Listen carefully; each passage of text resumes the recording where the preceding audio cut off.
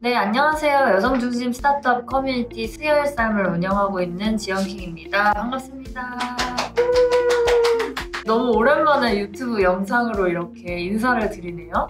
여러분 2022년은 잘 시작하셨나요? 새해 목표나 다짐들도 세우셨나요? 새해에는 좀 더 좋은 책을 많이 읽고 싶다 이런 목표를 세우신 분들도 많을 것 같은데요. 어쩌다 보니까 연말에 책도 안 읽고 흐지부지 보냈는데 이제 와서 갑자기 또 다시 책을 읽으려고 하니 뭐부터 읽어야 될지 모르겠다 이런 분들도 계실 거예요. 그런 분들을 위해서 오늘은 2022년을 맞아서 읽으면 좋은 책 2권을 준비해보았습니다. 승려와 수수께끼 그리고 크래프톤 웨이. 아마 알고 있는 책들도 있으실 거고 기존에 다른 사람들의 추천을 들으신 분들도 있을 거예요. 그런데 제가 왜 이 두 책을 같이 추천하는지 지금부터 말씀드리도록 하겠습니다. 네, 먼저 첫 번째 책 승려와 수수께끼에 대해서 이야기를 한번 해볼게요.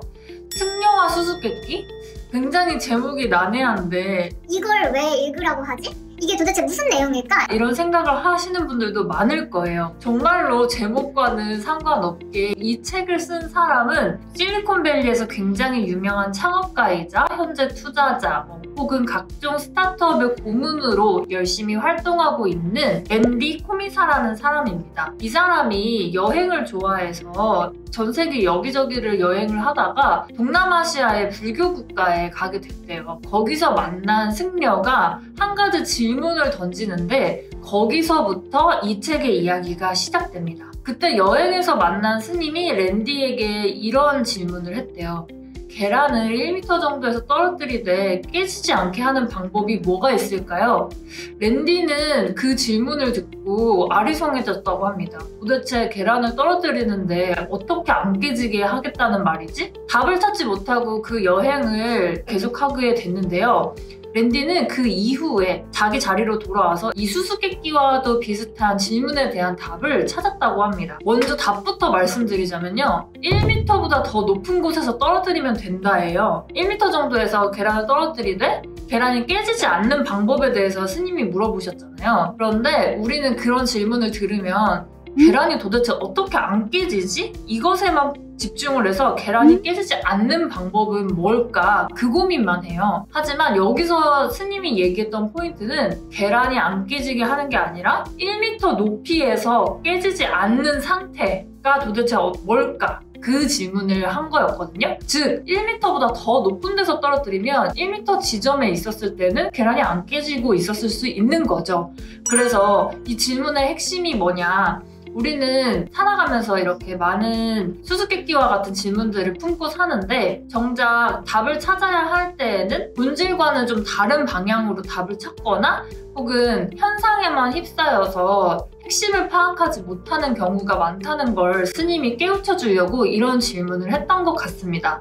랜디는 이 질문을 처음 들었을 때 도대체 그게 무슨 말이지? 라고 생각을 했다고 하는데요. 자신의 자리로 돌아와서 창업가들을 돕고 본인도 스타트업에서 일을 하면서 이 질문에 대한 오류를 많은 사람들이 창업을 하는 데에 있어서도 범하고 있다는 것을 발견하게 되었다고 합니다. 그러면 이 책의 등장인물이 도대체 누구냐? 스님과 랜디냐? 이렇게 물어보실 수 있겠는데요. 랜디에게 어느 날 렌이라는 사람이 찾아와서 자신이 장례업에 관련된 사업을 하겠다고 투자를 해달라고 자문을 구합니다. 장례식장의 어떤 여러 가지 용품들을 온라인으로 사고 팔 수 있게끔 하는 그런 사이트를 만들겠다. 한마디로 장례 문화를 온라인으로 옮겨오겠다 이런 사업 아이템을 가지고 랜디를 찾아왔는데요. 그의 사업 계획은 꽤 구체적이었습니다. 언제 자금 조달을 하고 그래서 그걸로 팀을 어떻게 꾸리고 그리고 그 이후에 어떤 시장에서 어떤 누구를 타겟으로 할 것이며 이런 구체적인 사업 계획들을 들고 왔대요. 하지만 랜디는 마음이 움직이지 않았습니다. 도대체 이 사람이 왜 장례업을 하려고 하는지 그 장례 문화를 어떻게 바꾸고 싶은지 그 사람의 비전이 전혀 느껴지지 않았기 때문에 계속해서 레니에게 질문을 합니다. 도대체 그 일을 왜 하려고 하냐? 그 일이 정말 자신의 가슴을 뛰게 하는 일이 맞느냐? 그리고 그 일을 하다가 당장 내일 죽어도 후회할 것 같지 않느냐? 이런 질문을 계속 던지는데 레니는 이게 굉장히 허황된 질문이라고 생각하고 그냥 사업을 구체화시키는 데에만 몰두해요. 하지만 랜디는 답답해도 버티고 그 사람 곁에서 계속 질문을 던지면서 이 사람이 어떻게 답을 찾아가는지 지켜봐 줍니다. 그래서 결론적으로 얘기하면 레니는 나름대로의 답을 찾아요. 그래서 창업을 하고 싶다고 찾아왔던 레니는 결국 랜디의 가르침이나 질문에 따라서 자신의 생각을 바꾸게 돼요. 결국 사업 아이템을 약간 피보팅을 하게 되는데요. 큰 맥락에서는 장래 사업을 하고 싶다는 것은 변함이 없습니다. 다만 죽음을 둘러싼 많은 사람들의 고통과 그 고통을 나눌 수 있는 커뮤니티 이런 것들을 기반으로 컨텐츠를 쌓아 나가면서 장래 용품이나 관 이런 것들도 사고 팔 수 있는 커머스를 붙이는 그런 종류의 아이템으로 사업을 발전시키죠. 이런 비전을 보고 난 뒤에 투자자인 랜디는 기꺼이 도움을 주겠다고 이야기합니다. 즉 랜디는 레니가 자신만의 비전을 찾고 이 사업에서 돈 벌 방법만을 궁리하는 게 아니라 어떻게 하면 이 사업을 좀 더 가슴 뛰게 만들 수 있을지 투자자로서 그리고 창업가로서 가슴 뛰는 비전은 무엇인지에 대한 답을 찾을 수 있게 계속 질문을 던져줘요. 랜디가 레니와 이메일을 주고받으면서 어떻게 질문과 답을 받는지 이 과정들도 여기에 담겨 있는데요. 저는 그 과정에서 우리에게 몇 가지 교훈을 준다고 생각을 했습니다. 첫 번째는 랜디가 계속해서 질문하는 이 일을 왜 하고 싶은지, 정말 그 일에 가슴이 뛰는지, 그 일을 하다가 당장 내일 죽어도 후회가 없는지 이런 질문들에 대해서 우리는 잊고 사는 것 같아요. 앞서서 스님이 수수께끼 같은 그 질문을 던졌을 때도 마찬가지였죠.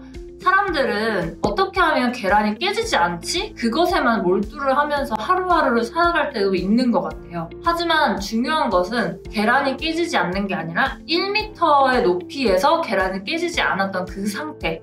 그게 무엇일까? 본질에 대해서 계속해서 생각하는 거잖아요. 마찬가지로 창업도 돈 벌 수 있는 방법, 이 사업을 어떻게 더 키울까? 그래서 나중에 이 회사를 매각할 것인가, M&A 할 것인가 이런 전략들에 대해서 생각하는 것도 너무너무 중요하지만 사실 그 기저에는 이 초기에 그 사업 아이템을 발전시켜 나가는 사람들과 어떻게 일할 것인가, 그 사람들의 가슴을 어떻게 뛰게 할 것인가, 그 부분이 굉장히 중요한 포인트인 것 같아요. 랜디는 그런 이야기를 레니에게 계속해서 질문을 던짐으로써 찾아갈 수 있게끔 나름대로 가이드를 해줬던 것 같고요. 물론 인생에서 일 말고 다른 요소에서 의미를 찾는 분들도 많으시잖아요. 저는 그런 게 의미가 없다고 생각하진 않아요. 그런 삶도 물론 존중받고 가치가 있죠. 하지만 적어도 창업을 한 사람들 혹은 창업을 하고 싶은 사람들 아니면 창업가의 곁에서 그 꿈을 같이 이뤄나가고 싶은 스타트업 사람들이라면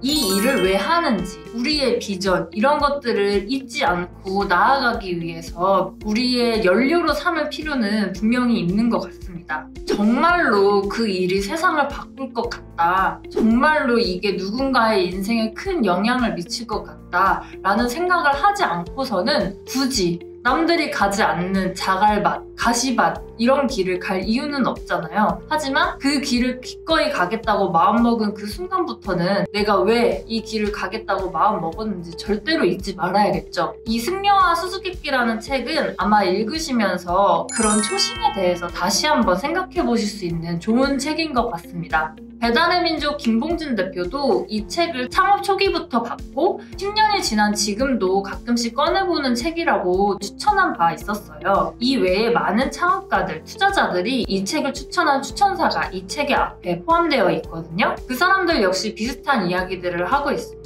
결론적으로 중요한 것은 우리가 창업을 하는 것 그 자체가 아니라 왜 내가 그 일을 하고 싶은지, 창업은 단지 수단일 뿐이고 정말로 그 과정을 통해서 만들어 나가고 싶은 미래는 어떤 모습인지 답을 찾아 나가는 그 과정 같아요. 그런 부분에 대해서 중요성을 잊지 말자라고 이 책의 저자 랜디는 계속해서 이야기를 하고 있고요. 그래서 많은 사람들이 추천사에 썼던 것처럼 바쁜 하루하루를 살아가면서 내가 왜 이 일을 시작했나 혹은 이렇게 고생을 하는 이유가 도대체 뭔가 이런 생각이 가끔 들 때, 즉 현타가 올 때가 좀 있잖아요. 그럴 때 한 번씩 꺼내보면서 초심도 다잡고 아, 내가 지금 잘 가고 있나? 이런 생각을 하기에 굉장히 좋은 책이라고 추천드리고 싶습니다. 맨 처음에 영상을 시작하면서 제가 2022년이 시작될 때 독서가 목표이신 분들께 이 책을 추천을 할 만한 책이다라고 소개를 해드렸는데요. 그 이유는 굉장히 가볍게 이 책이 읽혀지기 때문이기도 합니다. 우리는 많은 종류의 실용서를 자주 읽죠. 바로 당장 나에게 필요한 팁이나 어떤 노하우, 방법들이 담겨있는 콘텐츠들을 우리는 굉장히 많이 봅니다. 그리고 그게 실제로 유용하고 나에게 도움이 된다고도 생각을 하곤 해요. 하지만 그런 책들을 읽음과 동시에 이런 영감을 불러일으키고 또 때로는 내가 가고 있는 길에 대해서 용기를 주는 그런 메시지가 담긴 책을 또 읽을 필요도 있는 것 같습니다. 그래야 내가 어떻게 본질을 잃지 않고 일을 하면서 나의 중심을 잡아갈 수 있을 테니까요. 이것만으로도 저는 충분히 가치 있고 왜 그런 사람들이 이렇게 이 책을 추천하는지 읽어볼 만하다고 저는 생각합니다. 그러면 이 책을 읽고 나서 그 다음에 무슨 책을 읽지? 또 고민하시는 분들을 위해서 크래프톤 웨이라는 책을 또 이어서 소개시켜 드릴게요. 자, 두 번째 책 크래프톤 웨이를 소개를 해드리도록 하겠습니다.